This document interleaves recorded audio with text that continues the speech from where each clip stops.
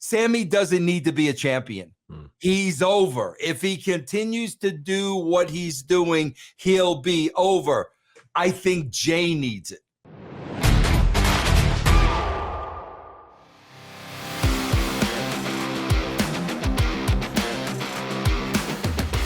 What's going on, everybody? It's Dr. Chris Featherstone here for yet another episode of Writing with Russo, with the oxygen-filled biceps, ladies and gentlemen. So much, yes, so much takes away from the clutch, the Hogan clutch. It's like a chainsaw. Yes. You gotta bring it, see that? So then you gotta bring it over. What's up, Doctor? What's going on, man? What is up, Doctor? Man, listen, it's another fun time to talk about wrestling, man. You know, it's funny how we roast Raw every week, man. But there's always, this is journalism, man. You're a writer, and I'm a journalist. We're both writers, and we're both podcasters, and we like to talk about wrestling and pop culture and the overlay of the two. And we make fun. We do a lot. We make it a lot of fun, and we do what we do, and we love what we do, and we enjoy what we do. Although the product is a lot to be desired, we have a good time every single time. And before we get into that, a special shout out to the SK Nation, who really makes our job. Yes. They really make our job so much more fun. Yes. I know you do. I get all kinds of messages and tweets throughout the week of saying, I love Legion of Raw, and it's my favorite show, and I don't even watch Raw. I get a lot of that, actually. Yeah. I don't even watch Raw. I just come to Legion of Raw to have fun, and so lots of y'all make our job so much more fun and easier.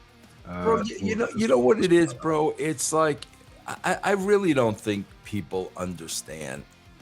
I'm not going to speak for you, Chris, but I think we're one and the same when it comes to this. Bro, I call it like I see it. Absolutely. And here's the proof of the pudding, just so everybody knows. Bro, back in 1978, I saw the original Halloween.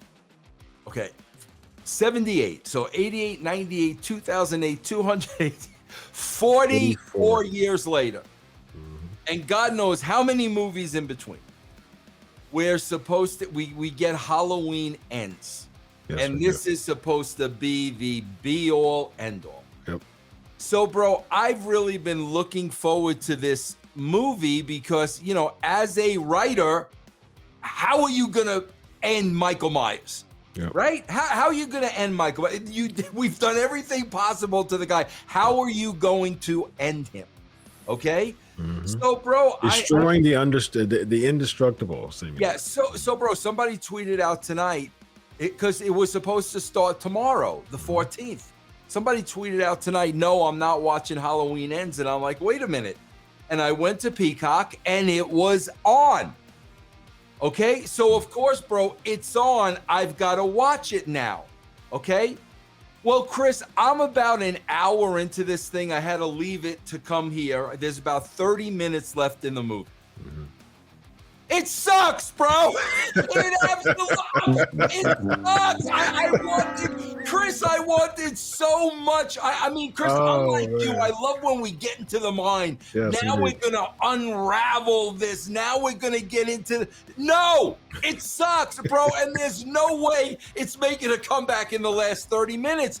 But I mean, that's what I don't think people understand. I don't have a hatred for the WWE. I don't have a hatred for Triple H. You know what I got a hatred for, bro? Bad writing. Bad television. Yes, I've got an extreme hatred for bad television. Yes, indeed. And I just don't know why they can't accept. I guess Vince and Chris really don't like it. Bad television is across the board for me. I say this all the time. I'm a diehard Ohio State fan. If they lose, that's bad television to me. And I will roast it just like I'll roast it. And Chris, I mean, come on, bro. If it's a boring football game, we say the game sucked. Yeah, indeed. I mean, I don't know why people, they have to make it so personal when we're watching something that is supposed to be entertaining us. Yes, indeed. And it's not. Like, it's really that simple, bro. And I personally am not going to pretend that it is. I mean, it's just a waste of my brain space to try to defend something that's indefensible. I mean, it's difficult to do that. You know, what I mean, it's funny because we were just talking about. I was just schooling you into Art Schlichter. You know, what I mean, you know, I'm a huge Ohio State fan, and one of the greatest quarterbacks in Ohio State history is in legal trouble. You know, what I mean, he just got finished serving 10 years from prison for gambling stuff, and now he's back in legal trouble for cocaine. I mean, I'm not going to put that over. You know, I mean, and he's an Ohio State fan. I'm a huge Ohio State fan. I can tell you stats about Schlichter, and he was the last quarterback that Woody Hayes, you know, coached. You know, final quarter, he was the one that threw the interception at the Clemson game that led in '78, that led to Woody Hayes getting, you know, fired because he assaulted the kid. You know, I can tell you stats about it, but I'm not going to put over Schlichter for, you know, not really Right. you capitalizing on being one of the greatest Ohio State quarterbacks by blowing his money away. So at the end of the day, I'm not going to put it over, just like I'm not going to put over you know, WWE products. I can tell you so many stats about it because I've been watching WWE I've been watching wrestling for over 35 years. But at the same time, I'm not going to put it over just for wrestling's sake. You know and what I mean? Chris, I wrote shows I didn't like. Yeah. And when the show was over, I would say I didn't like. Bro, I'm reviewing the Attitude Era now. Anybody can listen to the review and say, man, I didn't like that. We should have done this. Like my own work. Like I have no issue and no problem with that. I just God, everybody wants to make it so freaking personal, and no, bro, it's not personal at all. It's like we put on the TV at 9 o'clock on Monday. We want to be entertained, and we walk away totally bored. Because it's more than just TV to a lot of these people. A lot of these fans, they put their identity and their heart and soul in wrestling because it's a culture. You know what I mean? Like just like anime, just like comic books, pro wrestling is a culture. To me, it's supposed to be an art. You know what I mean? It's an entertainment, it's art, it's a sport. It's all those packed in one. But at the same time, I can watch, like I said before, all the time, I can watch a catch as catch can, collegiate wrestling, clinic. I used to amateur wrestle. I've seen a bunch of amateur wrestling, and I've been a part of amateur wrestling. And so I've seen that. I'm watching wrestling for the entertainment, for the episodic feel, for the cliffhangers, for that theatrics, that entertainment part. The wrestling just colors the entertainment part of it, and that should be the heart and soul of it. Yeah. And so we shall see. Speaking of entertainment, I think that's a really good segue. To me, one of the most entertaining people in all of WWE right now, which is Sami Zayn. He is someone to me that put Johnny Knoxville over. That was one of the most popular matches in WrestleMania, not because of two people. I mean, Zayn's, solid guy. But Johnny Knoxville can't wrestle worth a dime, you know what I mean? But at the same time, it was one of the most popular matches in both days because his character was able to carry the crossover Johnny Knoxville, and it made it fun. I liked the match. It was very entertaining.